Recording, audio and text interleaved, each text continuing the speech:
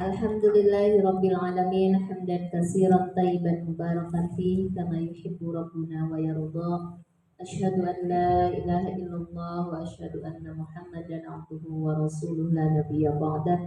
Allahumma rabbi shrah li sadri wa yassir li amri wahlul 'uqdatam min lisani yafqahu qawli waj'al li waziran min ahli. La haula wala quwwata illa billahil aliyyil azim. Ibu yang saya sayangi, yang saya kasihi, yang saya cintai, yang insya Allah dimuliakan, dibanggakan, dirahmati oleh Allah Subhanahu wa Ta'ala. Alhamdulillah sampai pagi hari ini Allah masih memberikan kesempatan, masih membimbing kita dalam taufik dan hidayahnya Allah Subhanahu wa Ta'ala. Oleh karena itu mari kita memuji Allah dengan ucapan Alhamdulillahilladzi bini'matihi tatimmus shalihah. Salawat teriring salam semoga tercurah kepada baginda kita Habibana wa Nabiyyana Muhammad sallallahu alaihi wasallam. Ibu yang dirahmati oleh Allah Subhanahu wa Ta'ala, kemarin sudah kita membahas tentang ulumul Quran, ilmu-ilmu yang berkaitan dengan Al-Quran, yang berkaitan dengan dari mulai turunnya wahyu dari Lauh Mahfuz, Baitul Izzah sampai kepada Rasulullah, sampai perjalanannya kepada para sahabat dan seterusnya, sampai Al-Quran itu sampai kepada kita dengan ada titik, koma, patah, kasroh, domah, sukun, tasydid. Itu adalah perjuangan para ulama zaman dahulu. Perjuangan itu harus kita contoh sampai sekarang. Nah, ibu-ibu ini sedang mencontoh para pejuang. Maka para pejuang dalam Al-Quran dikatakan oleh Allah, dia akan diberi gelar khairukum, gelar yang paling indah yang diberikan Allah kepada hambanya. Khairukum itu artinya kamu itu adalah golongan, gelar, sanjungan yang terbaik. Golongan dan sanjungan yang terbaik ini, gelar yang terbaik ini kepada siapa? Man ta'allamal Qur'an, orang yang mempelajari, menulis, mengkaji, menghafal, kemudian membacanya dari tidak tahu menjadi tahu, dari tahu terus ditingkatkan lagi, belajar ilmu tajwidnya, belajar ilmu tahsinnya dan sebagainya. Itulah orang ta'allama. Dan ta'allama itu perjuangannya nggak mudah, susah Bu. Ta'allama, maka ada tasdid di tengahnya. Tasdid itu kan harus penekanan. Pekerjaan yang dilalui dengan sesuatu yang sulit itu akan menghasilkan suatu gelar yang indah yang akan diberikan oleh Allah kepada kita. Insya Allah ya Bu ya. Kita mulai tafsir yang pertama. Saya mau ngambil Al-Fatihah dulu Bu.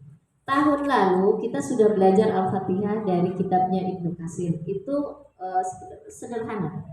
Nah, sekarang kitabnya Al-Qurtubi agak dalam ya Bu ya. Bismillahirrahmanirrahim. Bismillahirrahmanirrahim. Dalam kitab beliau, bi itu artinya aku memulai. Jadi abda'u artinya bismillah, dengan memulai dengan nama Allah. Memulai apa Bu? Kalau kita baca bismillah mulai apa? Segala sesuatu, segala pekerjaan kita. Bismillah, memulai. Abda'u, aku memulai. Apa yang kita mulai? Menyapu. Maka kita baca bismillah. Bismillah, aku membaca aqra'ul Quran. Pakai bismillah kan ya Bu ya? Itu artinya dengan nama Allah. Bisa juga pemahamannya demi Allah. Pemahamannya Bu ya? Bisa dengan menyebut dengan nama Allah, atau juga dengan Allah. Nih, nanti kita akan lihat kenapa harus dengan nama Allah atau dengan Allah, bersama Allah gitu ya Bu ya. Atau juga demi Allah. Kan ada kalimat sumpah ya.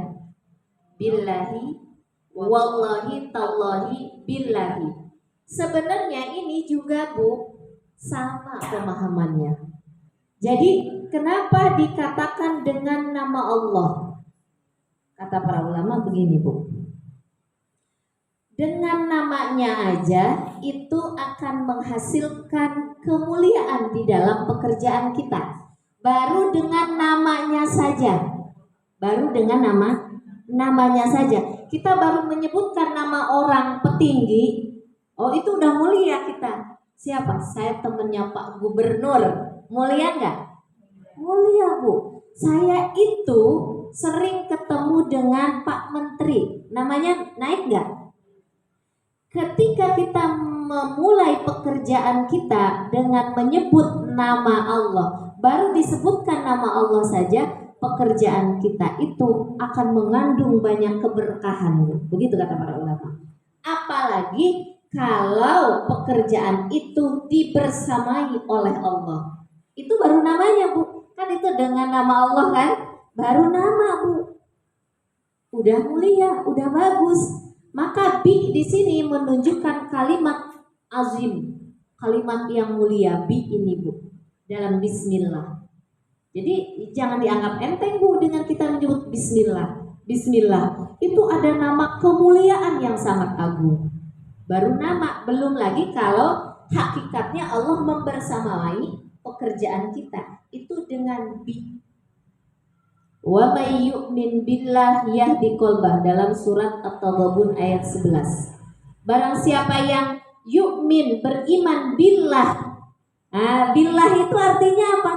Bi itu kata dalam ilmu nahwu shorof harus ta'alluq. Ta'alluq itu harus menggantungkan bi-nya dengan kalimat sesudahnya. Yang digantungkan dengan siapa?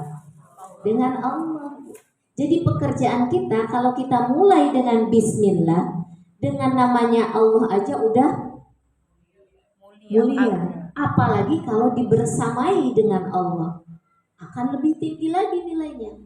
Kemudian kalau segala sesuatu kita menyebut dengan billah, wallahi tallahi billahi, itu artinya bersumpah dengan nama yang sangat agung.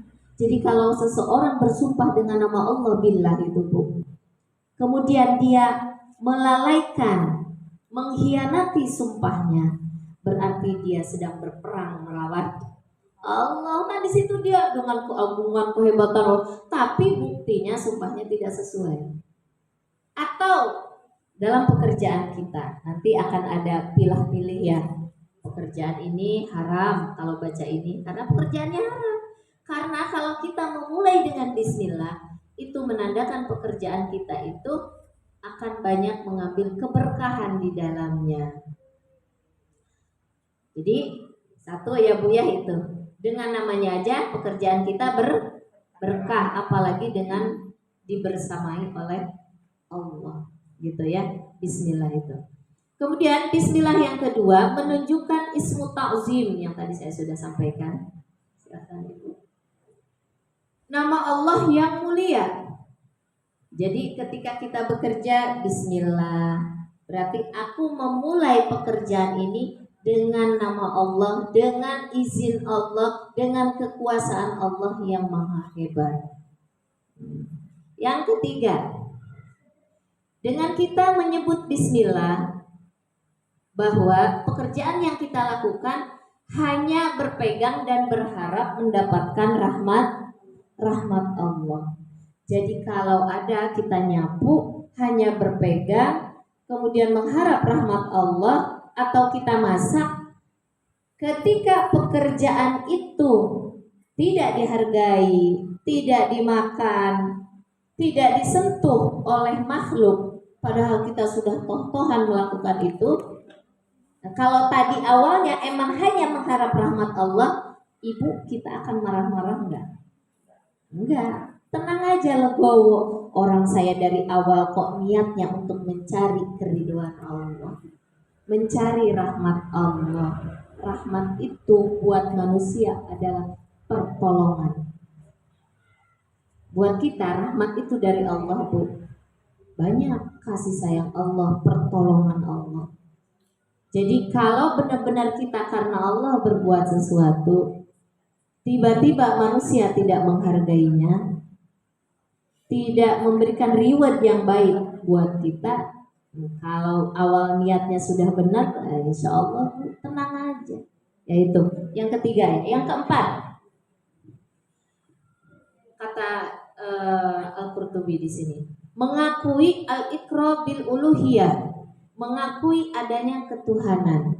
Jadi apa yang kita lakukan itu, wa ma asobaka min musibatin illa biidznillah. Apapun yang menimpa kita, menimpa hidup kita itu kan bukan hanya yang baik-baik saja, atau kebanyakan orang kalau menimpa musibah itu menimpa itu yang buruk ya biasanya. Padahal yang menimpa kita itu baik yang buruk maupun yang baik itu diizinkan oleh Allah. Berarti di situ ada sifat uluhiyahnya Allah ketika kita membaca bismillah begitu. Uluhiyah itu artinya ada sifat ketuhanan, Bu. Kan ada sifat rububiyah ya Bu ya, yang pertama.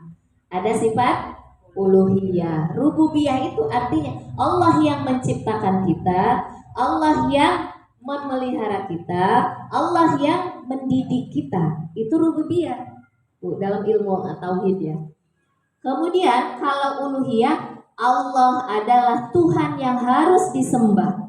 Jadi ketika kita membaca bismillah, sudah sewajarnya ketika kita nyuci piring bahwa itu adalah ibadah kepada Allah. Nyuci baju itu ibadah kepada Allah. Jalan dari rumah ke sini pakai bensin, keluar bensin, capek lelah, itu ibadah kepada Allah. Nah, namanya ibadah kepada Allah itu pasti akan bernilai. Pasti akan bernilai Bu di mata Allah. Itu ibadah. Namanya ibadah itu bernilai. Sesuatu yang bernilai di hadapan Allah, sesuatu yang dikehendaki oleh Allah. Itu ibadah namanya. Cuma nanti ibadah dibagi dua. Ada ibadah yang langsung mahdhoh kepada Allah, ada ibadah yang tidak langsung, yaitu hubungan dengan manusia atau bermuamalah. Tapi intinya adalah satu, ibadah. Jadi ibadah itu sesuatu yang harus yang bernilai di mata Allah, yang dikehendaki, yang diridhoi gitu. Ibu senyumnya dengan orang itu harus sesuatu dikehendaki oleh Allah.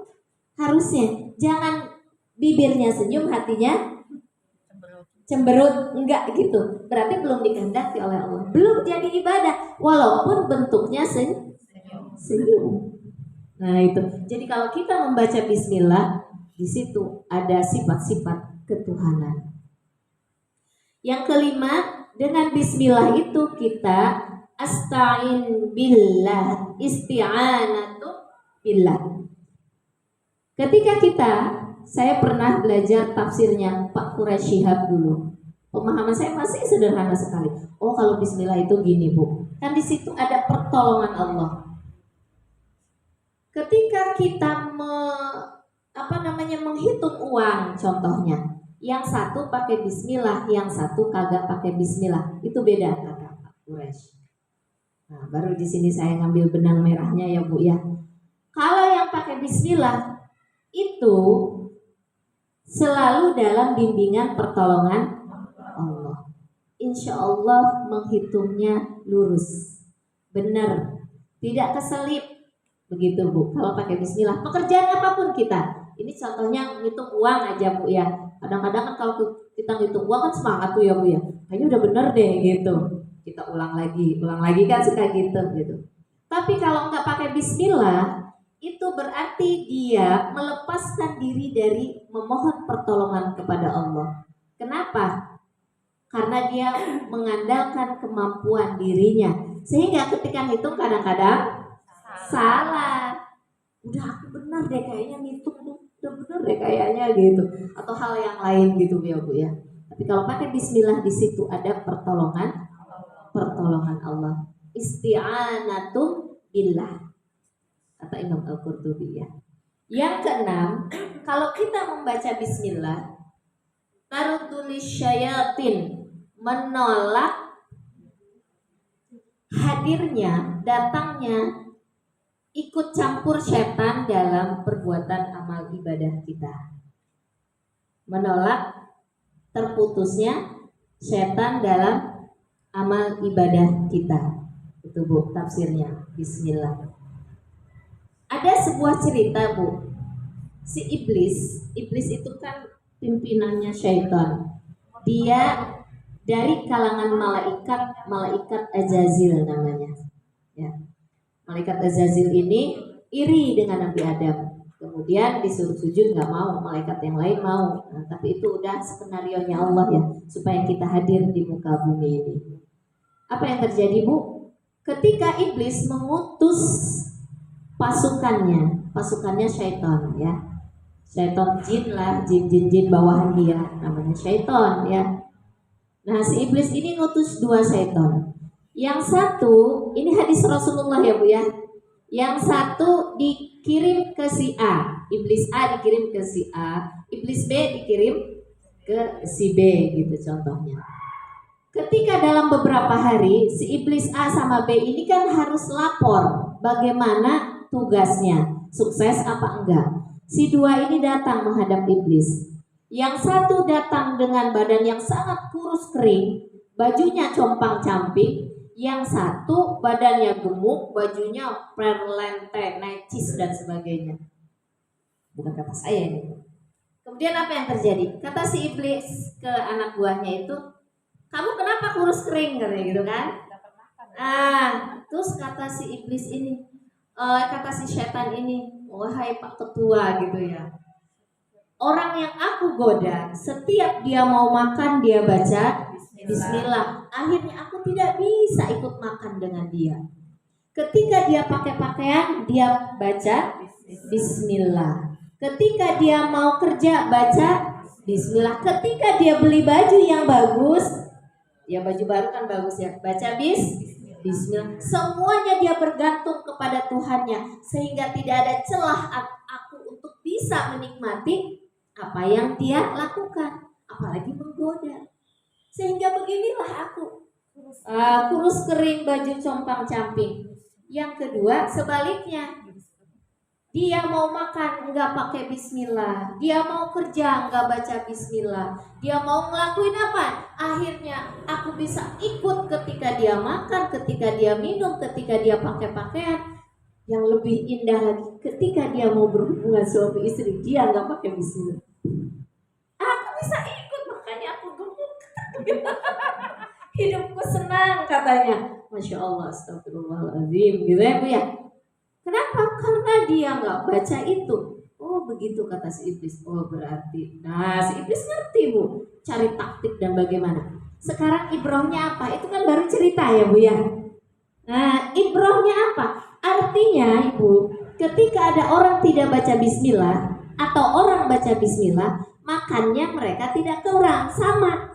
Yang pakai Bismillah 1 piring, yang nggak pakai Bismillah 1, berkurang nggak kenyangnya, sama dua-duanya kenyang.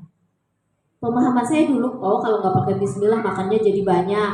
Dulu waktu kecil saya begitu, orang tua saya ngajarin begitu. Ternyata bukan begitu kata para ulama.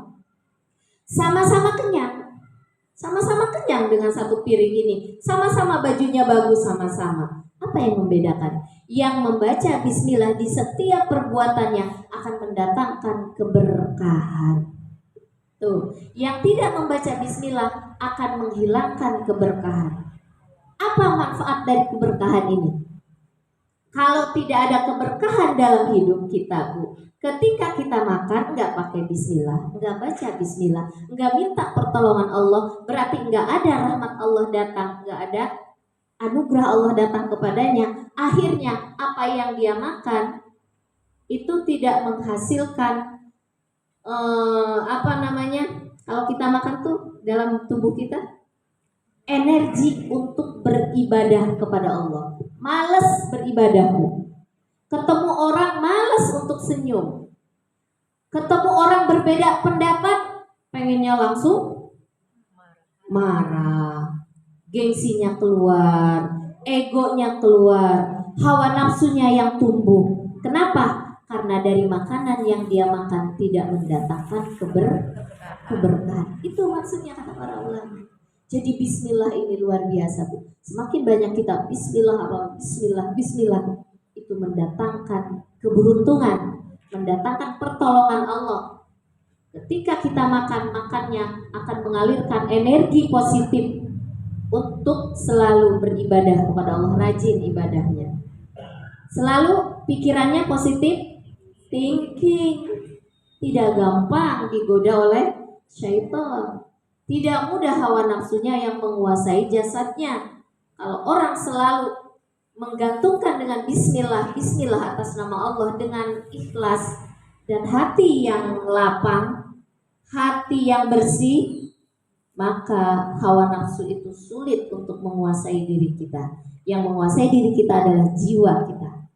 Kalau ingin hidup bahagia mati setelah mati, hidup bahagia mati setelah mati, ibu perbanyak membaca bismillah. Dan harus diyakinkan bismillah itu apa fungsinya. Yang 6 tadi harus dihafal, Bu. Oh, bismillah itu pertama ini, kedua ini, ketiga rahmat, pertolongan, kemudian nama yang agung, Allah membersamai saya.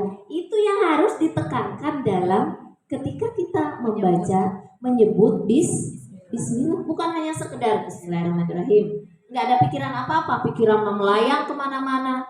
Itu yang kadang-kadang bismillah itu kurang bermakna, Bu. Maka kata Allah, kalau kalian mau berbuat sesuatu harus mengerti ilmunya. Ilmu itu adalah pengarah, pengayom, pendidik kita. Ilmu itu harus. Nah, di antara 6 ini itu kandungan bismillah. Saya kecepatan apa kelambatan? Sedang ya. Jangan cepet-cepet, Bu, kalau kajian. Beda kalau ceramah. Dan biasanya kalau ceramah itu menarik. Kalau kajian kurang menarik. Itu tipikalnya emang. Tapi kalau kajian akan lebih menyentuh dan akan lebih mudah diaplikasikan dalam kehidupan. Bedanya kajian sama ceramah lepas. Ceramah lepas pun perlu, Bu, sebagai pintu gerbang supaya kita semangat. Saya harus bisa belajar yang itu tadi. Ini di mana ya, cari gitu. Bedanya ya. Lanjut. Itu tadi ya, Bu ya. Jadi kalau orang rajin baca bismillah, dia akan mudah, akan rajin dalam mencari ilmunya, rajin, nggak males. Kenapa ya saya masih males? Jangan-jangan lupa meminta pertolongan Allah. Dan di sini tadi saya bilang, sebelum melakukan sesuatu supaya bismillah itu bisa berefek, ibu mohonkan dulu pertaubatan, istighfar dulu kepada Allah. Karena sebanyak apapun baca bismillah, Bu, kalau di kolbu kita masih ada rasa permusuhan dengan saudara, dengan tetangga, dengan orang, dengan siapapun, ada permusuhan, ada dengki, ada iri, sulit, Bu. Emang kita harus tazkiyatun nafs dulu itu, Bu, supaya ilmu apapun bisa nempel kepada kolbu kita. Jadi gimana? Sedangkan kita manusia ya, banyak beristighfar dan bertaubat ya, Bu ya. Itu inti dari ketika kita bisa melaksanakan apapun yang diperintahkan oleh Allah. Kemudian kata Ibnu Mas'ud, huruf bismillah itu hurufnya ada 19. Maka barang siapa yang membaca bismillah, itu berarti dia membaca huruf sebanyak 19. Dan jumlah malaikat zabaniyah yang menjaga neraka itu berjumlah 19. Ini hikmahnya apa nih ya? Ini menurut Ibnu Mas'ud, Bu. Beliau yang belajar kepada Rasulullah. Jumlah bismillah itu, bismillahirrahmanirrahim, jumlahnya ada berapa, Bu Yunus? 19 huruf. Nah, jumlah penjaga neraka itu jumlahnya ada 19. Barang siapa yang selalu mendawamkan baca ini, maka dia akan terhindar dari siksa neraka yang dijaga oleh 19 malaikat zabaniyah ini. Ayat Al-Qur'annya mana? Ini dalam Quran surat Al-Muddatsir ayat 28, 27, 28, 29, 30. Quran surat Al-Muddatsir itu Quran surat ke-74. Wa ma adraka ma saqar, dan tahukah kamu apa neraka saqar itu? La tubqi wa la tazar, ia tidak meninggalkan, tidak, dan ia juga tidak membiarkan. Digantunglah gitu istilahnya Bu, disiksa terus gitu. Lawahatul lil bashar, yang menghanguskan kulit manusia. Alaiha tis'ata asyar, di dalam neraka itu ada 19 malaikat penjaga. 19 malaikat Zabaniyah maksudnya Bu, ada 19. Jadi ketika saya pernah mengatakan bahwa setiap huruf-huruf Al-Quran itu mengandung makna ya. Nah 19 huruf yang ada di dalam Bismillahirrahmanirrahim itu adalah penjaga kita dari malaikat Zabaniyah. Lawahatul lil bashar alaiha tis'ata asyar, jumlahnya ada 19. Tapi tadi ya syaratnya harus dibaca dengan hati yang bersih. Ibu-ibu di Ramadan ini ya sudah yang mungkin awalnya masih ada pertengkaran, masih ada dengki, masih ada iri, masih ujub, udah kita tobatin di awal Ramadan. Udah kita istighfarin, ya Allah, ya alhamdulillah udah. Baru diisi dengan setiap melakukan sesuatu baca bismillah. Tapi kalau di sininya masih ngegerumel, masih egonya tinggi, bismillahnya ada pahalanya Bu baca bismillah, tapi barokahnya kurang ya. Masih tetap aja bisa melewati, ditarik oleh malaikat masuk malaikat Zabaniyah gitu maksudnya. Kan saya pernah mengajarkan pada ibu dulu, amal kita itu akan sampai kepada Allah sesuai dengan kebutuhannya. Kan ini untuk menjaga malaikat Zabaniyah yang penjaga neraka senang itu, kalau bisa melewati 7 lapis malaikat. Yang pertama malakul ghibah. Kalau kita sudah bisa menghindari malakul ghibah, insya Allah sampai ke langit yang kedua, malakul hubud dunya, malakul hasad, malakul kibr, hasad kibr. Itu kalau belum Bu, itu masih ada. Jika kita baca bismillah, tapi di sini masih iri, masih dengki, masih hasad, masih yang 7 itu belum sampai ke sana. Jadi alhamdulillah sudah saya sampaikan sebelumnya, kita jaga supaya amal-amal kita sampai kepada Allah. Baru saya sampaikan sekarang. Yang kadang-kadang salah itu dalam pendidikan, disampaikan aja, Bu, kalau pengen supaya terhindar dari malaikat Zabaniyah penjaga neraka, baca bismillah sebanyak-banyaknya. Tapi tidak diinfokan bagaimana supaya sampainya bismillah ini kepada Allah dan kita dijaga dari malaikat Zabaniyah. Betul kan? Biasanya keutamaan aja. Jadi seperti itu. Jadi harus dibersihkan dulu Bu. Ini momennya di Ramadan ya. Ya kalau ada kesel-kesel sama saudara ya maafin. Supaya kita juga fasaufa yuhasabu hisaban yasira. Kita pengen dihisab oleh Allah dengan mudah. Karena kalau dipreteli oleh Allah saat kesalahan kita nggak bakalan ada yang selamat. Ya supaya selamat gimana?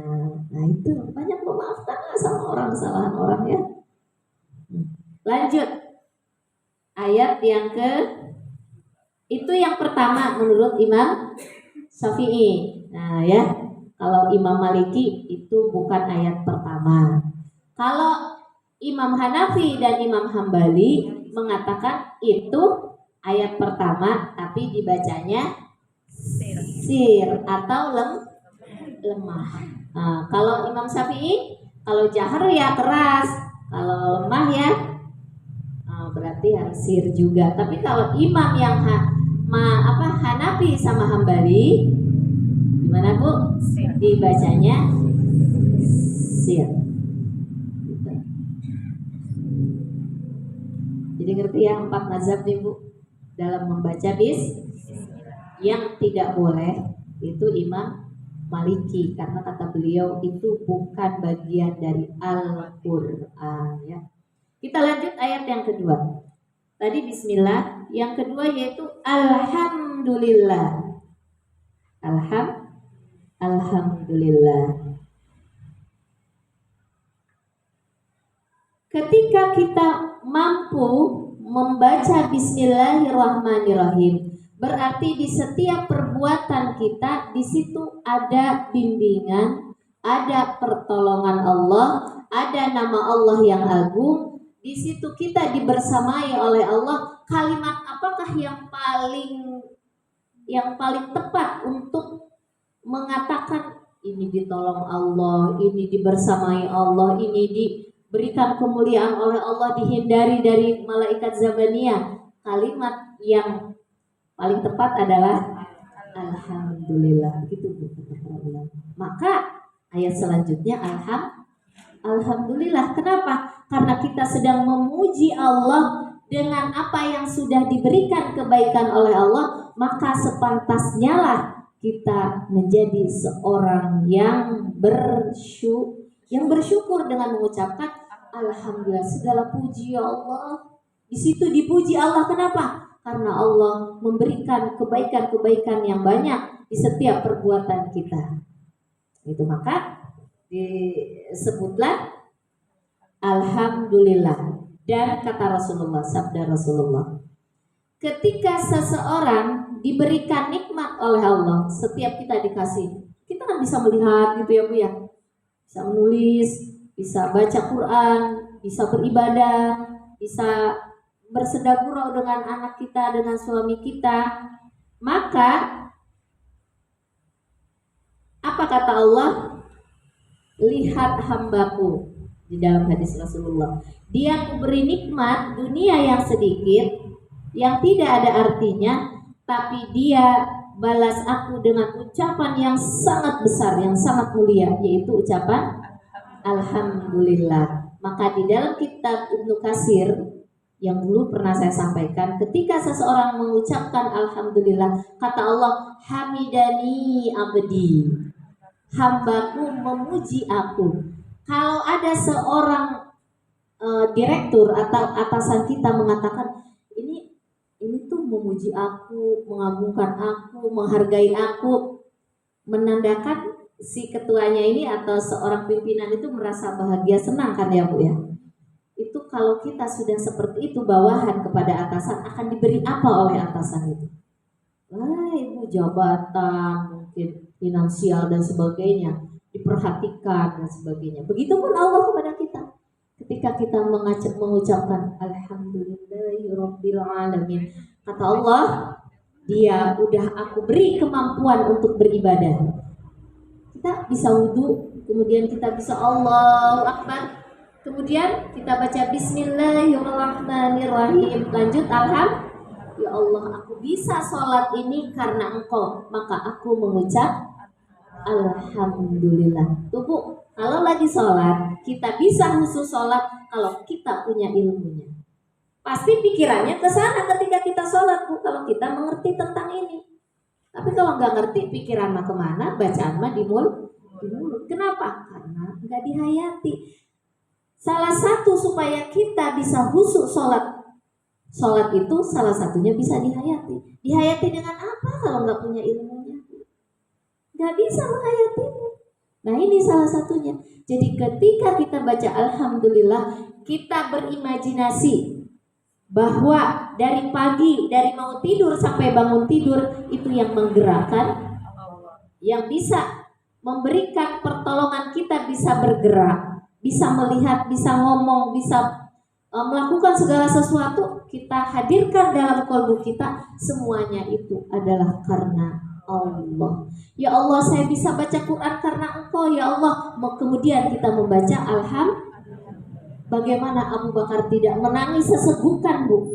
Baru baca bismillah dia, baru Allahu Akbar, nangis dia, nggak bisa, sulit melanjutkan bacaannya. Kenapa? karena mengerti apa yang dia baca. Ya Allah, dengan keagungan-Mu aku bisa seperti ini. Aku bisa ibadah, ya Allah.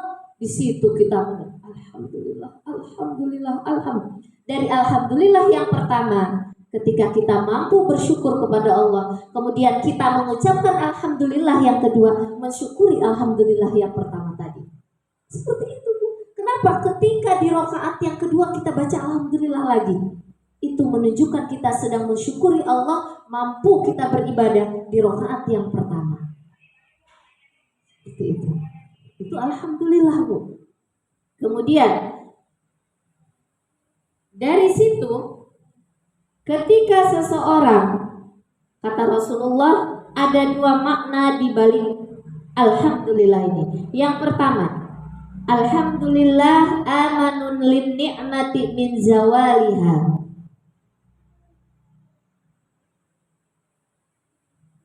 Bahwa mengucap bismillah, yang pertama itu tadi, Bu. Dengan bismillah itu berarti kita sedang bersyukur dengan kenikmatan apapun yang dihadirkan oleh Allah kepada diri kita. Dan ketika seseorang dikasih nikmat oleh Allah, maka orang itu harus bersyukur. Dan kalimat untuk mensyukuri nikmat Allah itu dengan kalimat alhamdulillah. Jadi alhamdulillah samanun kulli ni'mah. Alhamdulillah itu adalah artinya kita membalas setiap kebaikan-kebaikan yang Allah hadirkan kepada kita. Itu yang pertama, Bu. Jadi setiap kebaikan itu harus dibalas, Bu. Dan kebaikan yang Allah sudah berikan kepada kita, itu kita diminta oleh Allah cuma mengucapkan alhamdulillah. Kalau kita kepada manusia kan, nah kalau bisa lebih baik setara, minimal mengucapkan terima. Tapi kalau kepada Allah cukup dengan alhamdulillah, ya Allah. Dapat ini alhamdulillah, guru-guru. Dapat itu alhamdulillah. Di balik kata alhamdulillah ketika kita dapat nikmat, tidak boleh bercampur dengan makhluk. Ketika bagi rapot, anakmu juara keberapa? Anak saya juara 1, alhamdulillah. Tapi di dalam kolbunya ada rasa bangga, takabur. Alhamdulillahnya diterima gak, Bu? Sama Allah? Enggak. Allah itu bertajali kepada kolbu seseorang. Dia hadir. Tajali itu hadir, ya, Bu, ya. Kalau di dalam sininya tidak menduakan di dalam kolbunya. Jangan ibu ketika dapat rizki, dapat pangkat jabatan, suami kita dapat ini, mungkin income kita naik, mungkin investasi kita bertambah berlipat. Kamu dapat mobil baru, ya? Iya, alhamdulillah. Tapi di sini ada rasa bangga. Nggak bisa, Bu. Alhamdulillahnya nggak dapat pahala, tapi tajalinya Allah tidak hadir di dalam kolbu. Sedangkan ketika kita dapat kendaraan atau dapat jabatan, ketika mengucapkan alhamdulillah, itu kan pemberian Allah. Kata Allah, cukup kamu mengucapkan alhamdulillah, tapi alhamdulillahnya yang benar-benar murni, bahwa ini hadir, ini datang, ini menghampiri aku. Walaupun aku yang mencari, ini hanya syariat saja, tapi hakikatnya adalah Allah, izin Allah. Tuh alhamdulillah. Yang kedua kata Nabi, makna alhamdulillah, alhamdulillahi amanun lin ni'mati min zawaliha. Mengucap alhamdulillah ketika mendapat nikmat adalah agar nikmat yang sudah kita peroleh tidak hilang. Kenapa tahun kemarin kita merasa bahagia dengan mendapatkan sesuatu, kemudian tiba-tiba hilang, diambil lagi oleh Allah? Jangan-jangan kita kurang mensyukuri nikmat Allahnya. Kenapa? Diambil. Kata Rasulullah, supaya nikmat itu tetap melekat pada diri kita, harus banyak bersyukur. Jadi bersyukur itu adalah melanggengkan nikmat yang sudah menghampiri diri kita. Kita punya anak soleh nih, Bu, nih. Bulan ini soleh, alhamdulillah baik-baik semua. Supaya dia tetap soleh dan nikmat kita supaya tetap, banyakin syukurnya sama Allah. Kenapa? Alhamdulillah amanun lin ni'mati min zawaliha. Banyak mengucap syukur kepada Allah dengan alhamdulillah. Itu akan melanggengkan nikmat, tidak akan hilang dari diri kita. Kata Rasulullah di dalam suatu hadis, saya ingat sekali Bu. Orang yang bakhil itu nanti di hari tuanya akan Allah habiskan. Saya belum ngerti dulu Bu makna itu. Orang yang bakhil, yang tidak rajin berinfak, pelit, mereka jahe lah ya, diminta tolong sama orang juga susah, ada aja alasan segala macam. Itu nanti di masa tuanya akan Allah habiskan. Mungkin sekarang dia bergelimang, tapi ketika dia bakhil, itu artinya dia tidak mensyukuri nikmat Allah kan? Maka akan Allah ambil paksa. Akan Allah ambil paksa Bu. Nanti tapi banyak kejadiannya. Tapi ketika kita mungkin pas-pasan, hidup kita susah ketika sekarang, tapi kita rajin berinfak, apa yang akan Allah berikan? Di masa tuanya dia akan dicukupkan. Di masa tuanya kita akan dicukupkan Bu. Dengan siapa? Tenaga sudah nggak ada, mungkin jabatan juga udah nggak ada. Dengan keturunan-keturunan kita. Ini kata Rasulullah Bu. Jadi sekarang tanam. Nanti hasilnya kalau melihat umur, hasil dari amal soleh kita itu dilihat dari 60 tahun ke atas katanya.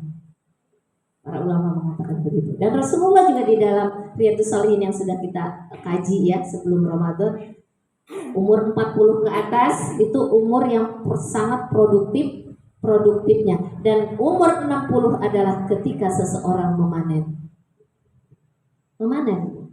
Ibu-ibu ini belum nih, nanti lihat kan anak-anaknya udah nggak ada, udah pada kerja dan sebagainya. Nah kalau dulu banyak dosa, sekarang buru-buru banyak istighfar, taubat, banyak berinfak ya, beramal soleh gitu ya Bu ya, tingkatkan lagi ibadah dan sebagainya. Gitu. Itu artinya kita ingin nikmat yang menghampiri diri kita itu langgeng gitu. Tapi kalau kita ya malas-malesan itu semua, beramal soleh, lihat nanti. Saya nggak nakut-nakut itu. Rasul bersabda lagi, biasanya kita sering mendengar kullu mri'in jibalin la yubda'u fihi bi bismillah fahuwa akto. Itu bismillah ya. Pincang, kurang keberkahannya Bu kalau nggak baca bismillah. Kurang keberkahannya. Bukan berarti sama sekali nggak ada, nilainya ada. Kita kan nyapu, nyuci, kan niatkan ibadah tapi nggak baca bismillah gitu Bu, itu kurang keberkahannya, yang manfaatnya gitu. Atau bisa saja nggak ada sama sekali di mata Allah ya, orang niatnya bukan ke Allah gitu. Tapi kalau bismillah, apalagi pakai tahu mengerti ilmunya, wah itu pasti bernilai.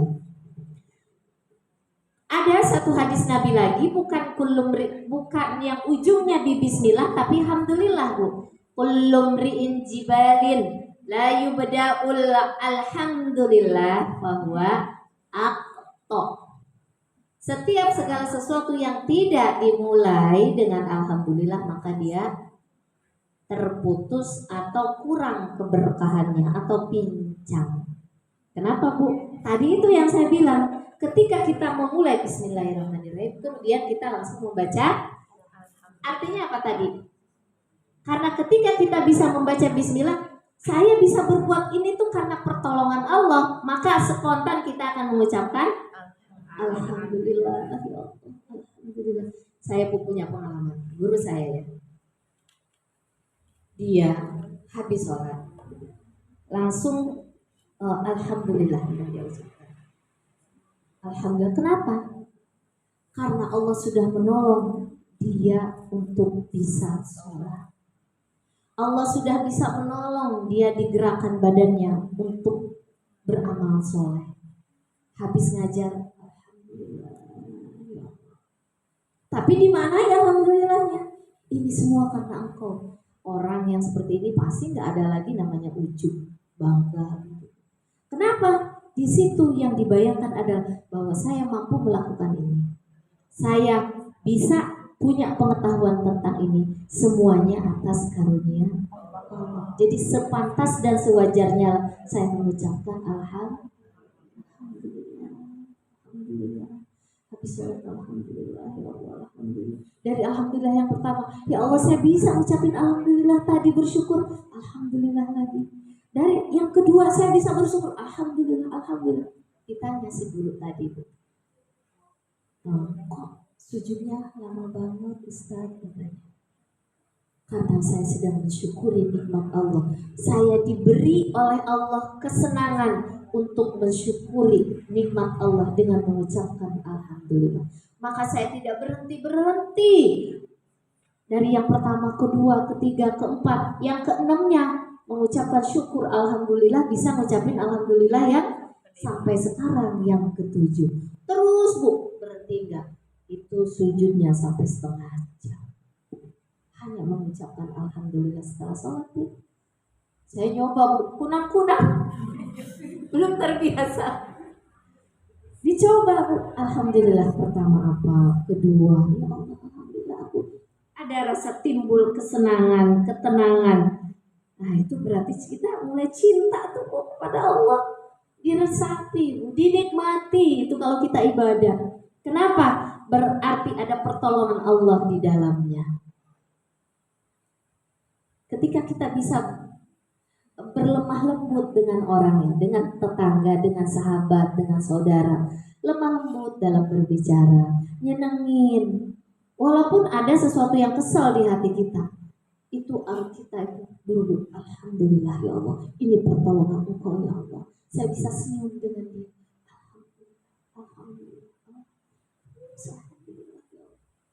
Berarti ditolong kita sama Allah. Semakin kita banyak alhamdulillah, nanti alhamdulillah yang sekarang akan mendatangkan kebaikan di jam yang selanjutnya atau hari yang selanjutnya. Kan tadi alhamdulillah itu apa?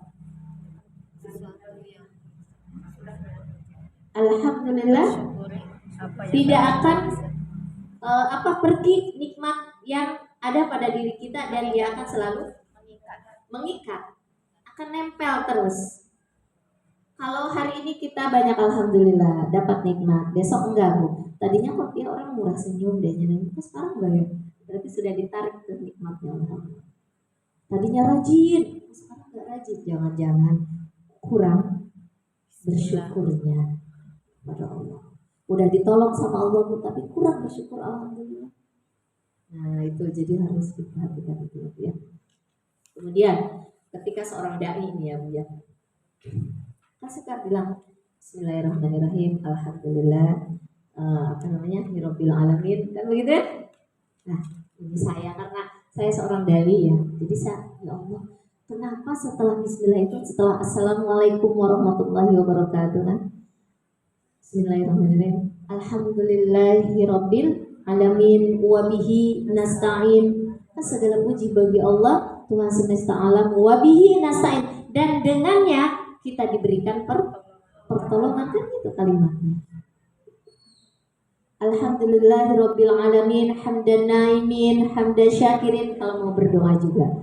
Jadi ketika kita memulai sesuatu, bismillah, baru alhamdulillah. Betul enggak Bu ketika kita doa? Bismillahirrahmanirrahim, alhamdulillahirabbil alamin, hamdan naimin, hamdan syakirin. Terus ya hamda yuafi ni'amahu wa yukafi'u mazida. Tuh Bu, nanti kalau ibu doa, kalau udah belajar ini dihayati. Oh ya Allah, karena kita sudah ditolong oleh Allah, maka wajar aku bersyukur. Aku bersyukur ya Allah bisa memuji Engkau, hamdan syakirin, hamdan naimin, dengan nikmat yang Engkau berikan aku memuji Engkau. Tadi ketika kita bersyukur, kita puji Allah. Ketika kita dikasih nikmat, hamdan naimin, aku puji Allah. Hamdan yuafi ni'amahu wa yukafi'u mazidah. Diberikan kita kecukupan, kesempurnaan, afiat, segala macam. Itu kita sedang memuji Allah ketika kita berdoa. Ketika kita memulai suatu, kalau saya kan selalu bilang kalau mau belajar, Alhamdulillahirabbil alamin, hamdan katsiran thayyiban mubarakan fi kama yuhibbu rabbuna wa yarda. Apa kata Rasulullah Bu? Ketika kita mengucapkan itu berduyun-duyun, malaikat rebutan mau mencatat apa yang dibaca si fulan, apa yang dibaca oleh si fulan, dan saya sudah menyaksikan. mungkin ada jemaah yang melihat malaikat itu sedang turun naik atau sedang mencatat. Kisahnya tidak bohong, nyata. Maka saya mendawamkan itu, guru saya juga itu. Saya punya 2 guru yang mendawamkan kalimat ini. Ada kalimat lain juga, malaikat juga berbondong-bondong mencatat. Tapi kan kita terbatas ya, tidak mungkin semuanya diucapkan, salah satunya saja. Jadi alhamdulillahirabbil alamin, hamdan katsiran thayyiban mubarakan fih kama yuhibbu rabbuna wa yarda. Nah itu. Malaikat berduyun-duyun mencatatkan itu, kata Rasulullah. Nah kita punya ilmunya sekarang ya. Kalau di awal kita baca, selalu baca alhamdulillahirabbil alamin kayak, atau hamdalillah nahmaduhu wa nasta'inu, kan gitu. Segala puji bagi Allah, pertolongannya, nahmaduhu, segala pujinya, puji-pujiannya, semuanya itu artinya sewajarnya kita mengucapkan itu. Jadi alhamdulillah itu dalam kehidupan sehari-hari kita itu ujungnya bisa diganti, Bu. Bukan alhamdulillahirabbil alamin, tapi kalau kita mau masuk kamar mandi baca alhamdulillahilladzi azhaba anil adza wa afani. Ketika kita mau masuk kamar mandi, kenapa? Di luar kamar mandi. Ketika mau masuk kamar, di awalnya dibiasakan baca bismillah dulu. Bismillah. Allahumma inni a'udzubika minal khubuzi wal khaba'is. Setelahnya keluar alhamdulillahilladzi azhaba anil adza wa afani. Kalau alhamdulillahnya ini nyentuh banget, Bu. Kenapa? Kotoran yang ada pada diri kita Allah bantu keluarkan. Kalau nggak keluar, 2 hari nggak keluar, masuk angin lagi, udah ingin mati aja, Bu.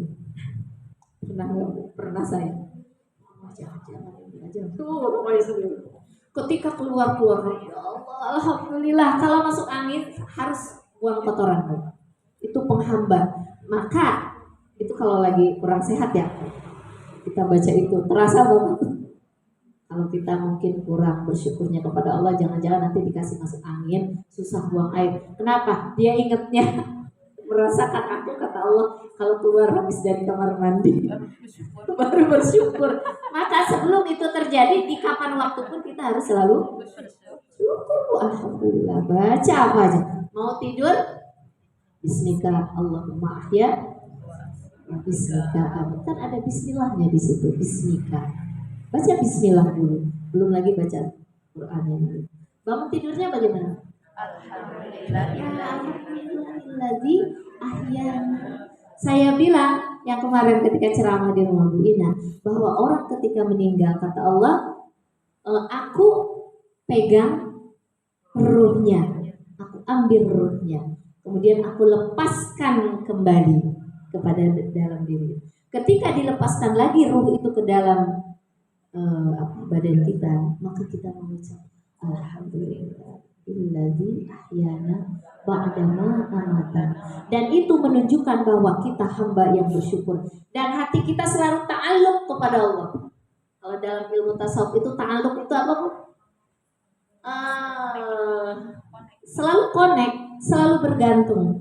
Dan orang yang bersyukur itu adalah orang yang selalu bergantung kepada Allah. Alhamdulillah. Kemudian ketika kita mendapatkan sesuatu yang tidak menyenangkan, kan itu semua lahir dari yang dihadirkan oleh Allah ya, Bu ya. Maka apa kata Nabi bacaannya? Kalau sesuatu itu yang kurang menyenangkan, tetap kalimat awalnya alhamdulillah ala kulli hal. Ya Allah, segala puji bagi Engkau yang sudah menghadirkan kepada aku di setiap keadaan. Keadaan apa yang waktu itu hadir? Keadaan yang menyusahkan, menyiksa batin kita, menyakitkan badan kita, menyakitkan perasaan kita. Tetap kalimat yang harus kita ucapkan adalah alhamdulillah ala kulli hal. Ketika kita bersyukur kepada Allah dan ridho dengan ketentuan yang dihadirkan oleh Allah, maka insya Allah apa yang akan terjadi setelahnya hasilnya adalah baik, Bu. Baik, Bu. Walaupun sakit kita tidak mudah berkeluh kesah. Walaupun kurang rizki kita tidak akan menyalahkan Allah. Udah rajin ibadah, udah rajin kerja, kok segini aja, masih ngontrak aja, masih begini aja. Insya Allah akan terhindar dari itu. Kenapa? Karena diawali dengan saya ridho ya Allah, saya senang ya Allah dengan apa yang Engkau hadirkan. Akan keluar gak kata-kata buruk dalam mulut kita? Gak akan. Yang akan keluar adalah hal-hal yang positif, pikiran yang baik, kesabaran yang akan tumbuh, dalam beramal ikhlas yang akan terjadi. Itulah orang yang selalu memuji Allah. Begitu. Kemudian dulu ya. Oh iya, boleh silakan. Banyak. Silakan Ibu yang punya cucian pulang dulu. Kira mau nanya pertanyaan. Hujan ya. Sudah sampai jam 11 ya, Bu ya? Ya, 5 menit lagi. Alhamdulillah. Ini baru alhamdulillahirabbil alamin. Dan pintu surga yang selama ini kita bilang ada 7, sebetulnya pintu surga itu ada 8. Dan alhamdulillah itu kalimatnya, hurufnya ada 8. Yang tadi cocok kan? Bismillahirrahmanirrahim itu ada 19. Dan penjaga neraka malaikat zabaniyah itu ada 19. Kemudian yang sekarang ini kebalik tentang surga. Maka alhamdulillah jumlahnya hurufnya ada 8. Itu sebagai apa? Sebagai pembuka. Nah, kalau kita sering mengucap alhamdulillah, bersyukur kepada Allah, maka kita akan dipersilahkan oleh malaikat untuk memasuki surganya Allah di mana aja yang kita lalui. Kalau kita selalu alhamdulillah apa-apa, alhamdulillah ya Allah. Tapi kalau kita mendapat nikmat apa, Bu? Alhamdulillahilladzi bi ni'matihi tatimmus. Kenapa kalau kita memuji Allah ketika mau belajar, saya bilang alhamdulillah Ibu sudah dihadirkan oleh Allah, karena tidak semua orang dikehendaki untuk datang ke majelis ilmu. Karena kitalah yang dikehendaki oleh Allah, maka kita mari bersama-sama memuji Allah dengan ucapan alhamdulillahilladzi bi ni'matihi tatimmus shalihat. Jadi kalau dapat rizki, Bu, nikmat yang baik, baca itu, Bu. Sependek-pendeknya alhamdulillah, kan lebih baik lagi memuji dengan sempurna ya. Alhamdulillahilladzi bi ni'matihi tatimmus. Apa yang saya ajarkan dari mulai awal pembukaan, mau hamdalillah, mau alhamdulillah bil alamin, mau yang tadi malaikat mencatat, semua sekarang ketahuan ada ilmunya. Jangan sampai begini, Pak Kiai kenapa baca itu? Ya itu udah diajarkan Nabi, baca aja. Begitu kan? Nah, kita sekarang ngerti apa yang kita baca. Itu kata Allah, wala taqfu ma laisa laka bihi ilm. Kamu tuh kalau berbuat sesuatu, kamu tuh kalau berbicara sesuatu, itu harus mengerti ilmunya. Jangan hanya sekedar ikut-ikutan. Bu, baca itu doang itu amin, ngerti enggak? Ya saya mah ikutin aja. Bagus, Bu, daripada enggak. Tapi sesuatu yang didasari oleh ilmu, sebelum saya tutup ya, Bu ya. Sesuatu yang didasari oleh ilmu, nilainya akan berbobot, berharga. Sesuatu pekerjaan ibadah yang tidak didasari oleh ilmu, nilainya bisa tidak berharga di mata Allah sama sekali, dan bisa juga ringan nilainya. Kenapa? Karena dengan ilmu itu seseorang akan mengerti, memahami, menyadari apa tujuan dia baca itu, apa tujuan dia beramal itu. Kalau dia sudah mengerti, memahami, maka dia akan mengenal dirinya dia. Dia akan mengenal apa yang ada di dalam kalbunya dia. Dan intinya dia akan mengenal siapa yang menyuruh dia untuk melakukan itu. Itu kalau orang kenal ilmunya, Bu. Maka bernilai di mata Allah nilainya. Dan kalau orang punya ilmunya, tidak gampang digoda oleh iblis, tidak gampang digoda oleh setan. Jadi kalau lagi doa, mikir mau kemana, karena nggak ngerti kan apa yang ada di dalam. Amin aja. Setan mudah masuk, Bu. Karena setan akan masuk ke dalam rongga aliran darah seseorang ketika orang itu tidak ingat kepada Allah. Walaupun tangannya sedang begini, kalau dia tidak ingat Allah, setan di situ, Bu. Hidup itu kan dua. Kalau enggak dalam bimbingan Allah, dalam bimbingan syaitan. Itu aja dua hidup itu, Bu. Nah, bagaimana supaya setan itu kita minimalisir? Selalu ingat kepada Allah.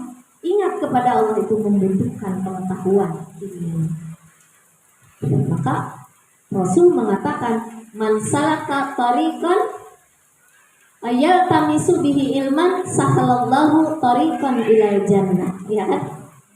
Barang siapa yang ingin meniti jalan ke surga, maka dia harus punya ilmunya. Karena dengan ilmu itulah dia akan mudah memasuki surga. Itu, Bu.